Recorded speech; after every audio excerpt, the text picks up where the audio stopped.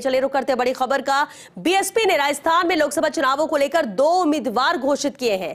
अलवर से फजल हुसैन को अपना प्रत्याशी बनाया है, तो वहीं श्रीगंगानगर हनुमानगढ़ से देवकरण नायक को प्रत्याशी बनाया। बसपा सुप्रीमो मायावती ने इसे लेकर घोषणा की है।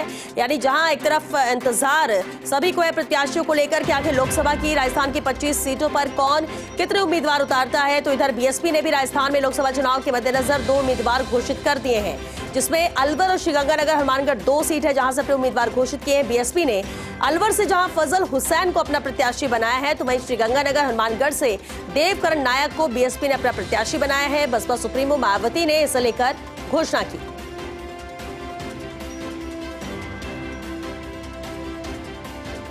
तो राजस्थान में 25 लोकसभा सीटें अहम, जहां अब तक बीजेपी ने 15 सीटों पर उम्मीदवार घोषित किए हैं, कांग्रेस ने 10 सीटों पर, तो वहीं बीएसपी ने भी अब 2 सीटों पर उम्मीदवार घोषित कर दिए हैं।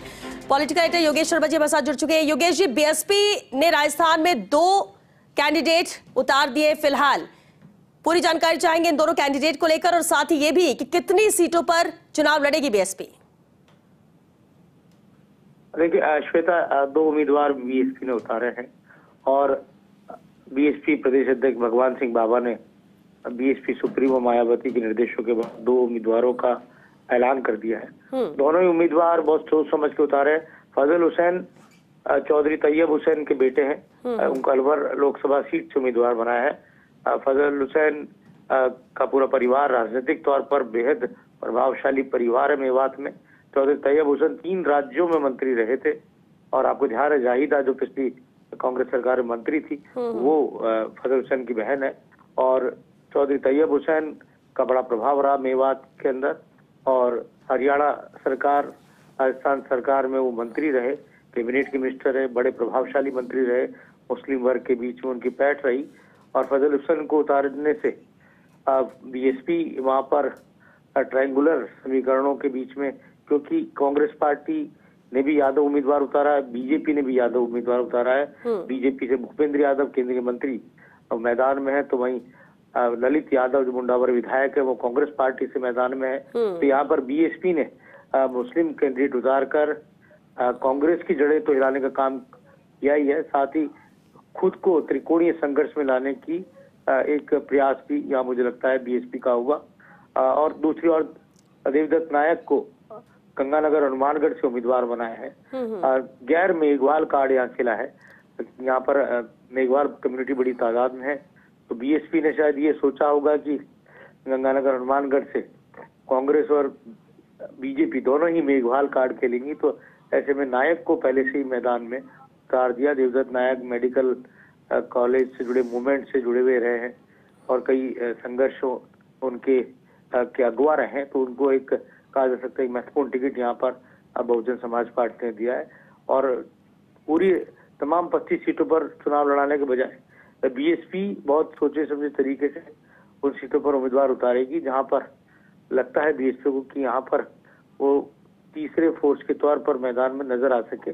और अभी भरतपुर का उम्मीदवार आना शेष है, करौली धौलपुर का उम्मीदवार आना शेष है, दौसा में भी बीएसपी उम्मीदवार उतारेगी, और कुछ अन्य सीटों पर भी बहुजन समाज पार्टी के उम्मीदवार हमें नजर आ सकते हैं। 1 या 2 सीटों पर बीएसपी का अन्य घटक दलों से भी समझौता हो सकता है। आपको ध्यान ये श्वेता कि उत्तर प्रदेश में मायावती ने तय कर दिया कि वो किसी के साथ समझौता नहीं करेगी और वहां पर वो अकेले ही चुनावी समर में उतरेगी। तो यहाँ पर भी बीएसपी के उम्मीदवार अब चुनावी समर में उतर रहे हैं। पहली लिस्ट अब आज सामने आ चुकी है। बिल्कुल योगेश जी, लेकिन लगभग कितनी सीट होगी जिसमें बसपा अपने कैंडिडेट उतार सकती है? देखिए, मुझे लगता है तकरीबन 15 सीटों के आसपास बीएसपी का गणित है उतारे जाने का। और ये कहा जा सकता है कि क्योंकि आपको ध्यान होगा कि पिछली बार भी कुछ विधायक, कुछ बीएसपी के कैंडिडेट टिकट प्राप्ति के बाद मैदान छोड़ गए थे, और आखिर में वो बीएसपी को नेतृत्व को वहां पर काफी असहज स्थिति पैदा हुई थी। तो ऐसे में बहुत सोच समझकर और कार्डर बेस्ड कैंडिडेट को ही सामने लाया जाएगा। और अभी जो 2 उम्मीदवार हैं, क्योंकि फजल हुसैन पहले भी बीएसपी के टिकट पर 2 बार चुनाव लड़ चुके हैं। और आपको ध्यान होगा कि तिजारा में बीएसपी ने उम्मीदवार उतारा था इमरान को, और बाद में वो इमरान कांग्रेस के टिकट पर उन्होंने तिजारा से चुनाव लड़ा था, और वो बाबा बालकनाथ से चुनाव हारे थे। संघर्षपूर्ण रहा था वो चुनाव। तो ऐसे में यहाँ पर जो पूरा परिदृश्य है, वोटों का गणित है, सोशल इंजीनियरिंग है, क्योंकि आपको ध्यान ही कि बीएसपी का प्रभाव दलित वोटों पर विशेष तौर पर रहता है। लेकिन अब काफी कुछ चीजें अहम होंगी कि खासतौर से जो उत्तर प्रदेश से सटे हुए जो लोकसभा क्षेत्र हैं, तो राजस्थान में आते हैं, चाहे भरतपुर की सीट हो, चाहे करौली धौलपुर का इलाका हो, चाहे अलवर का हो, चाहे टॉप मधुपुर हो, तो वहां पर किस तरह का मिजाज बीएसपी का देखने को मिलता है। एक सीट अभी डिक्लेयर हो चुकी है और नहरी क्षेत्र की सीट भी बीएसपी ने डिक्लेयर कर दी है। जी चलिए, बहुत शुक्रिया योगेश जी आपका इस पूरी बातचीत के लिए, जानकारी